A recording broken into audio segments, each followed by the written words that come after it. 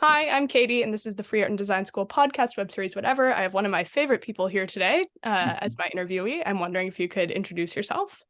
Yeah, hi, I'm Jonah Primiano. Excited to be here, glad to be here. I'm animator. Um, yeah, animation person. Yeah. Animation person. You're a cartoon.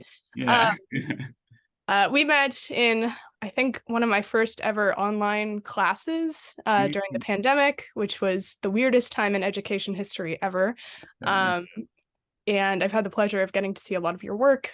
You're very theoretical in your approach to animation and politics and culture. And I'm really excited to sort of ask you about how you got into animating and your process and rotoscoping and all sorts of other things. Awesome. Yeah. Yeah. Well, I'm excited to I don't know, try to talk about it coherently with you. And again, thanks for having me. But I can say that I certainly agree. Meeting on Zoom, the amount of people I met on Zoom that way and then met in person, it's such a strange way to do it. But I think we were all primed to be in a weird, heady space for all of our art practices. So Yeah, CalArts is experimental, but we didn't think it would be that experimental. yeah, yeah. Um, I'm sort of wondering if you could talk through sort of your history as an animator, what got you into animation, and how you ended up where you are now. Sure. Yeah. Yeah. Okay. Yeah. So I don't know. I feel like it's funny when I came to the most recent thing I did was come to CalArts to get an MFA in the experimental animation program. And when I did that, I started in 2018. I kind of assumed when I got here that a lot of people would have like a similar trajectory as I did. And I realized really quickly that wasn't the case. And I think that maybe I'm a little bit unique in that I've just been like an animation, I guess, nerd since I was young, which a lot of people are, but that I got a BFA in animation and then I got an MFA in experimental animation. And I realized that most of the people in my cohort when I was here were coming from like such a vast array of like different backgrounds. And most of them hadn't even necessarily gone to like a proper like art or design school before their MFA. So but yeah, in my case, I don't know. I think like a lot of people who were like 90s kids grew up watching a lot of cartoons and animated movies, and I was just I'd always had an arts kind of focus in my family. It wasn't necessarily that any of them were like practicing artists, but it was sort of like, oh, if you're bored, like let's sketch or let's paint or like maybe let's learn how to use a tool or like do woodworking or something. Which, you know, I really appreciate that that was just like the impulse for like the folks that I grew up around. But I think that led to me being like, well, I have to go to art school. There's no way I could do anything else. Like I can't imagine it. And so, you know, mixed with just liking the idea of animation, it kind of led me to looking to seeking out an animation undergraduate degree.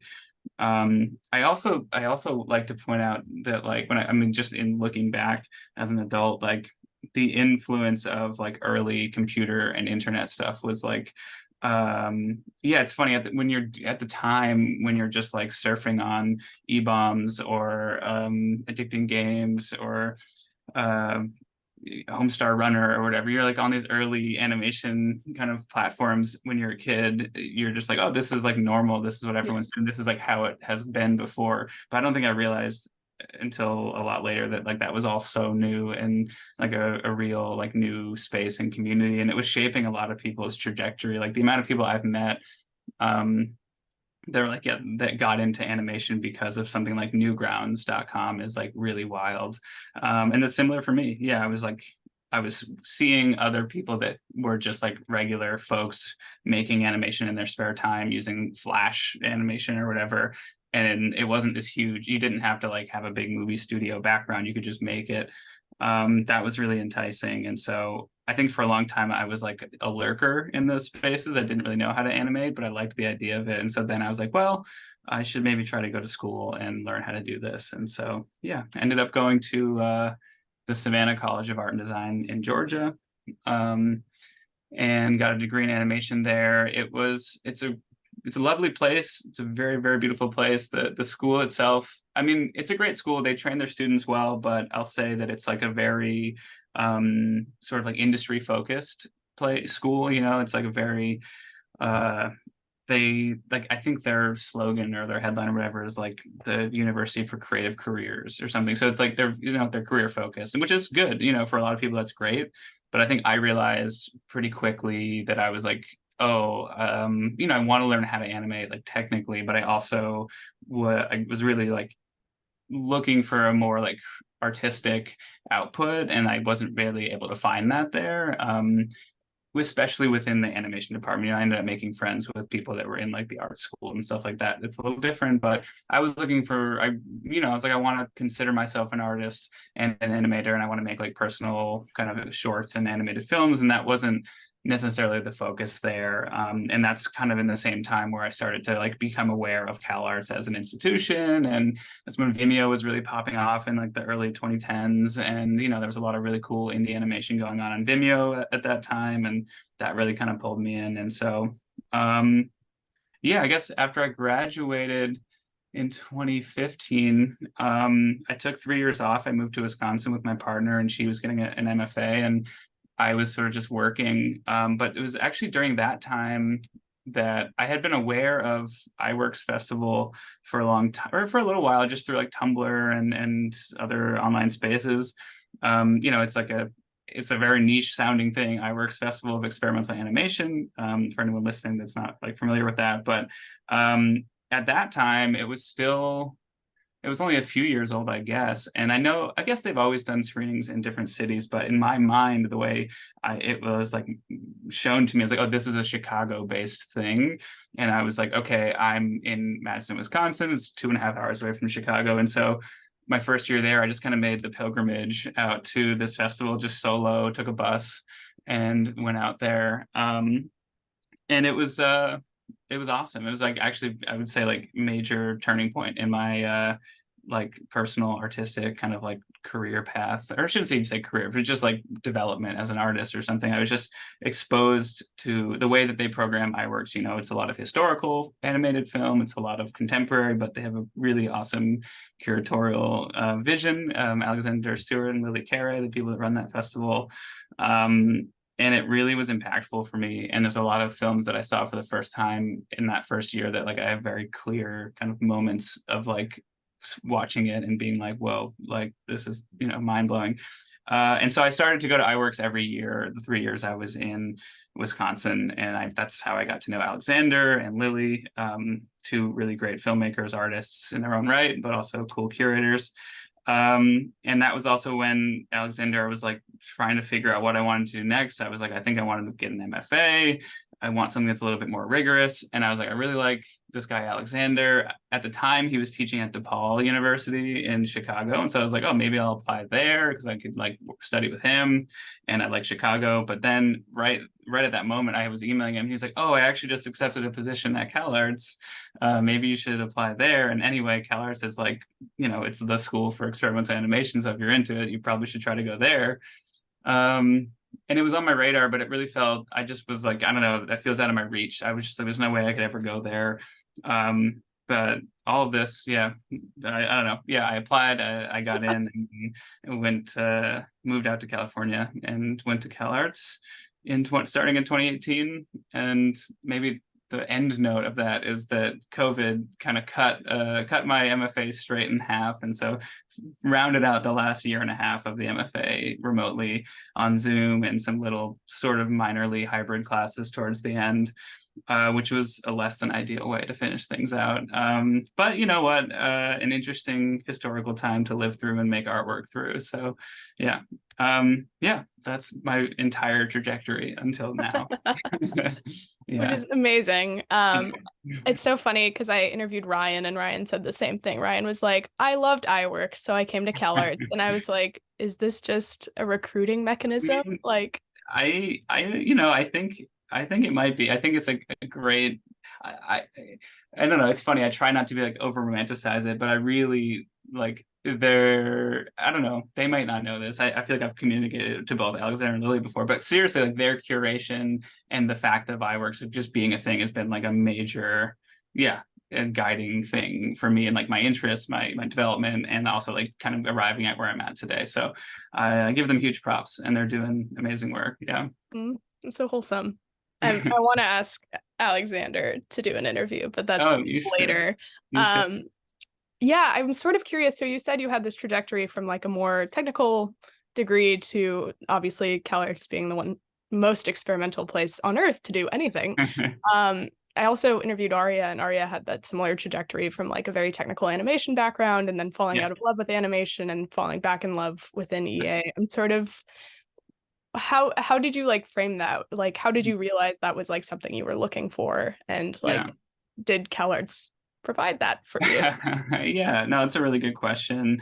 It's I think that like a lot of things in life, like it takes experiencing something and then realizing like what you really like about it and what you might not. And so and also, I was younger. I don't come from a family that has like an academic background or anything like that. And so they were just like, we want you to go get a degree so you can find a job. And so it wasn't, it was sort of like, if you're into animation, go check it out. There wasn't like, oh, maybe you should consider like a liberal arts degree, or maybe you like, I don't know, you like to read, so maybe you should check that. Like, it was just sort of like, yeah, I don't know. It wasn't, I didn't really have that kind of like foreknowledge really going into it. But I think, I was in a lot of, I took a lot of like the liberal arts classes I could at SCAD, and I was like taking some like theory classes and art history classes, and I just kind of realized like I realized, yeah, like I'm really into the history of like whatever, like capital A art, and like those conversations, those theoretical conversations, and like those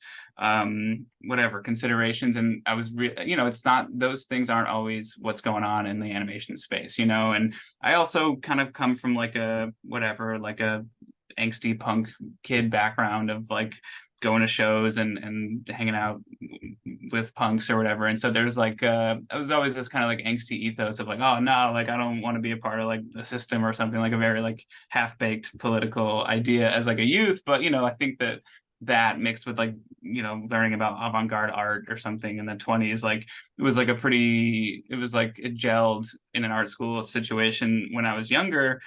And I was just like, oh, look, this is cool, and this can be interesting and subversive and political. And when you're in like a program that's very technical, rigid, and they basically want to funnel you to places like Disney, which is like the most mainstream.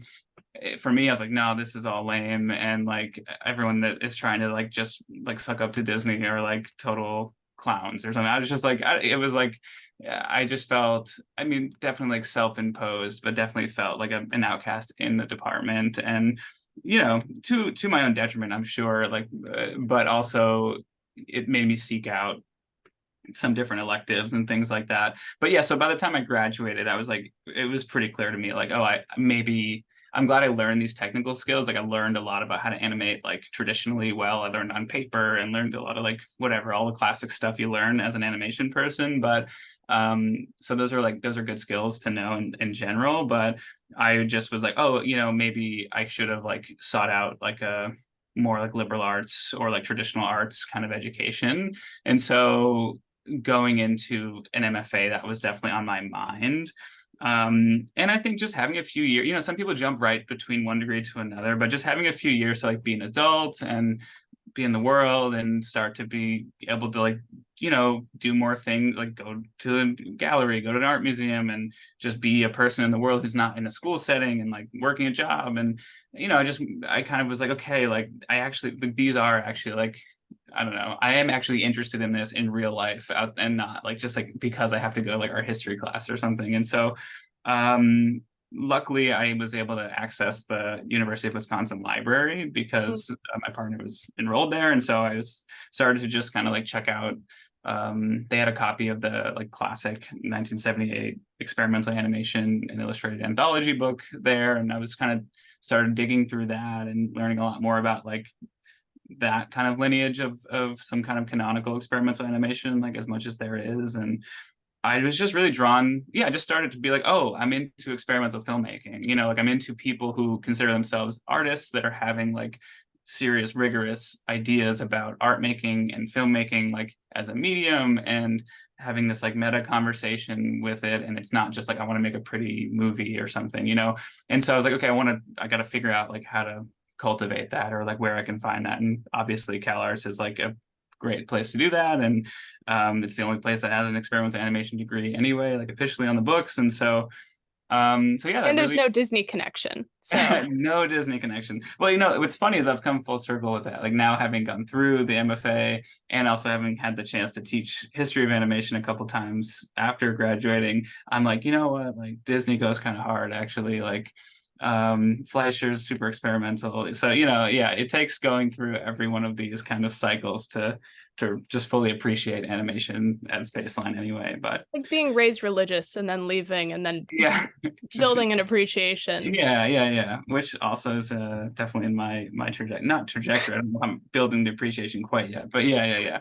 But no, I'm trying to figure out if I answered the question really fully. It's pretty long-winded, but I'll say that, yeah, I mean, coming to CalArts, it's interesting here at CalArts, like it's really open and they're very focused on trying things out and experimenting. I mean, if they are very, you have to make a few films, but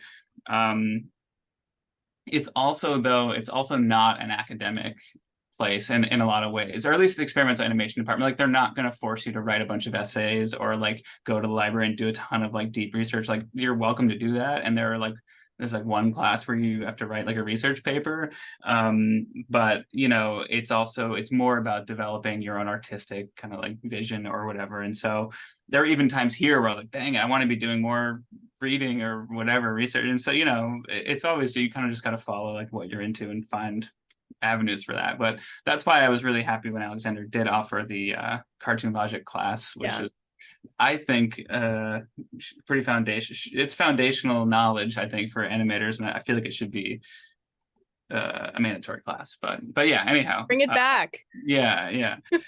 Well, that leads into my next question, which is that your current work, or at least your thesis film, which I guess now is not current, it's like a year or two or whatever, past, but your work is very political and very like, even the essays you write and the illustrations you've been doing are all very kind of steeped in history and theory and politics. And I'm sort of wondering, like, animation traditionally has this veneer of cartoonish like disrespect, and people don't take it seriously as a medium. It's viewed as like a children's medium, and like I feel like our job is to like die on that hill of no, that's not the case.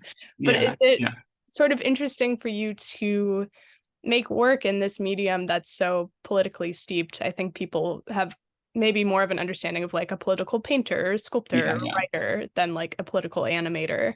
That's fair. Yeah. I mean, I don't know. It's funny. I'm a little like to me, it's like almost not a surprise that like I've been making the work in the way, like the work that I make, but like it's like it's interesting that like I think I felt conflicted, really conflicted about like my own personal just interests in like politics and the stuff I like to read or whatever.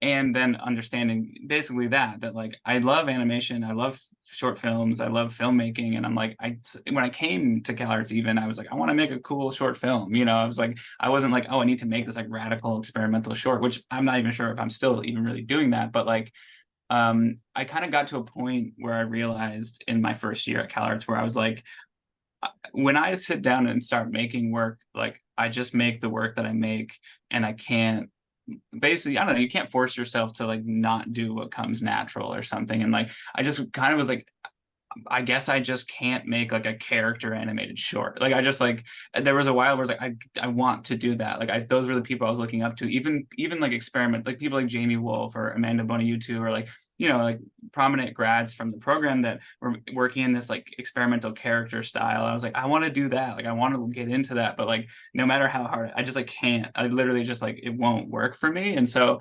I was like, okay, if that's not going to work, then like, what are my what are my interests, and like what will feel natural to me? And so, in a lot of ways, I have felt like a lot of strife with like animation, animation itself.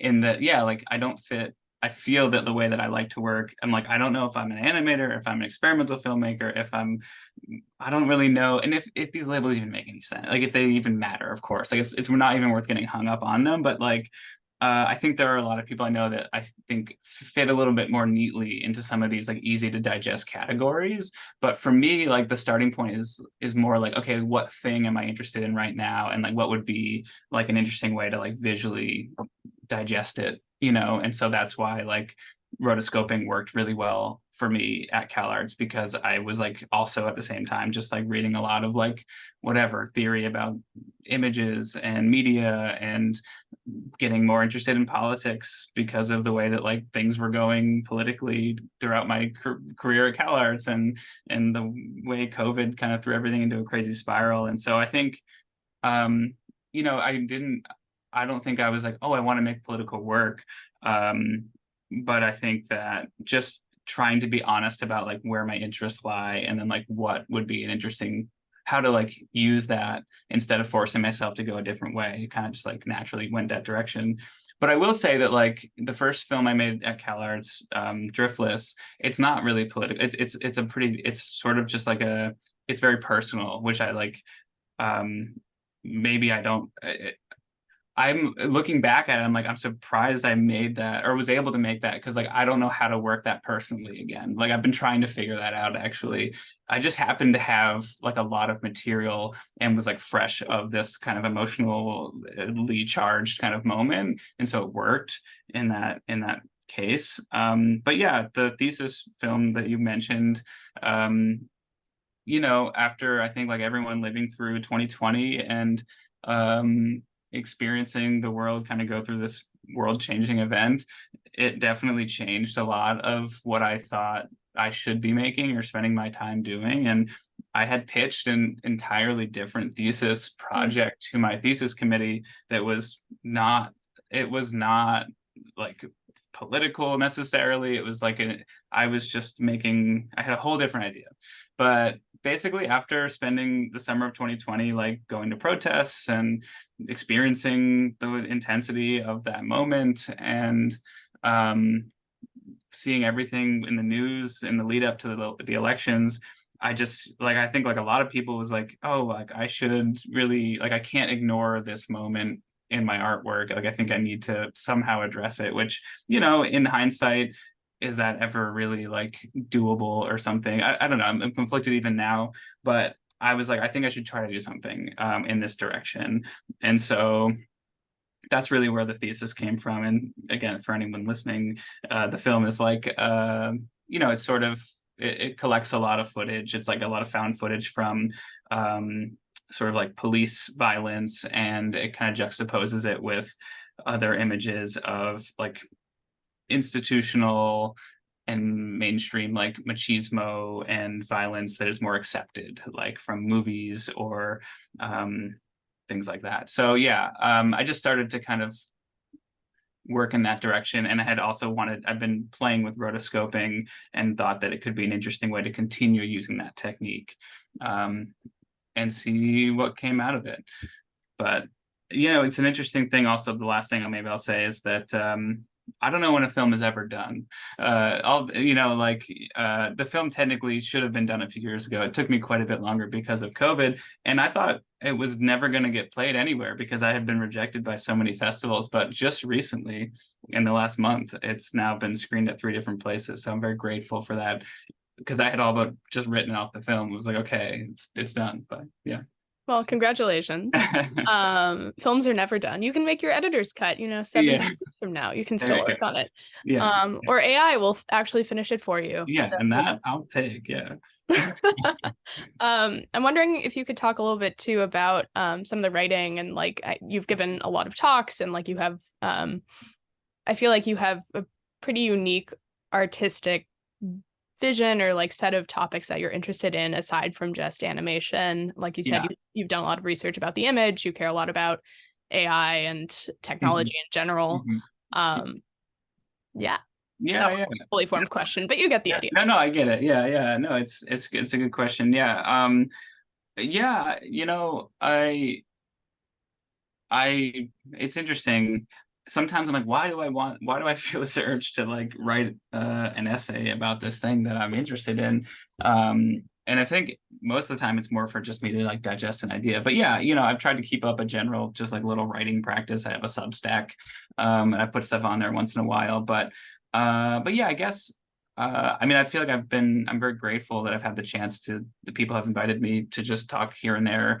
It's always very low key, but it's like a friend who's teaching out of school that's like, come talk to my class. But I think the reason why a lot of people were interested in the last maybe year and a half or 2 years in particular is because yeah, I've just been really nerding out on rotoscoping as like a thing. And I think that it's like a really underwritten about area of not even animation history, but like film history. And it's definitely something I think that because it's easy to say like, oh, that's just like a tool or a technique that's used for like a specific purpose. I think it's kind of like been maybe yeah just really sidelined, and it's always funny to me when I like open up an animation textbook or a history book or something, and you go to the index and you're like, okay, this is supposed to be a history of this medium, and then it only like has like one entry for rotoscoping or something, and I'm just like, this is wild to me because like it's one of those things that like the more you look around in the history of animation and filmmaking in general, like rotoscoping just is there, it's just everywhere. And so I think partially driven by that curiosity, and then a bit of like COVID lockdown, kind of like, I don't know, just being at home a lot and like having the time to like go down these rabbit holes, got a little bit, maybe a little bit, took it a little far. But I just was sort of like trying to develop this like general theory of like rotoscoping as like a film theory, and this idea of like a rotoscopic image or something as like a different kind of image than like a purely cinematic or filmic image, or like a purely photographic or animated image. That rotoscoping is like, it's a middle ground, in my head, between live action and animation. And so I think though that like, yeah, I think that yeah, that there's like this trajectory of rotoscoping that I think you could tell a pretty interesting history of both film and animation from the primary perspective of rotoscoping that I don't think has really necessarily been explored like with that in mind. And so I felt like a particular urgency to write about it when I graduated, because I was, trying to submit to some journals and was like pursuing some teaching opportunities. And it's like a good way to have like an arts practice and a bit of an academic practice if you're interested in those things. And so I was really heavily pursuing it. So yeah, I had the chance to talk about it a little bit. I presented at a conference and talked about it. I'll say it was very funny presenting this idea at like an academic conference, because I immediately was like, oh, like I'm not a real academic. I have an MFA, but it's a very experimental place, and like everyone else here are like PhDs, and they have real research funding to like do their research, and they've been researching for like years. And I'm just like, hey guys, like check out, I'm just like vibing on this cool idea, and like, what do you think about it? So that was a kind of an eye-opening experience, I'll say. But there's something nice about being like a little bit of like the naive artist in the room of academics, because I think they're like, oh, that's like a weird like thought line that you have there, which I Yeah. think they can be fruitful. But um I'm trying to think of though about some of the other stuff. I don't know, I've just been trying to keep up a writing practice, I would say, and it's kind of gone in some different directions. But I love. There's so many cool publishing histories of like avant-garde magazines and interesting artist magazines and collectives, and I had an animation magazine for a little while when I first came into CalArts. It was like just doing little interviews with independent animators, and I was trying to kind of push them into writing their own little essay as well, which was always kind of hard. But I don't know why, and maybe it's like again, maybe it's a romantic idea of just like writing and like essay writing or something. But I was just like, if I was always under this assumption that like independent and other types of animation like aren't revered as much as other art forms, because they're just viewed as like a children's medium or just like a nice thing to look at or like a cartoony thing. But I was like, but I also wonder, in my mind, I was thinking a lot that there's not a lot of people just like writing rigorous cool theory about about animation. And so I was like, if that was happening more, then people might take it seriously because it was being taken seriously by people doing it. And so I was like, well, if I just provide an outlet for people to do that, then maybe that could happen. I think I'm proud of that project. And I kind of quickly realized that a lot of animators didn't want to write anything super in depth about their work. They just wanted to make cool work. And so it kind of goes both ways, and it can go too far. And I think I've realized now that like I think my inclination is to like read theory and check out like an interesting, weird, obscure idea about whatever images or something.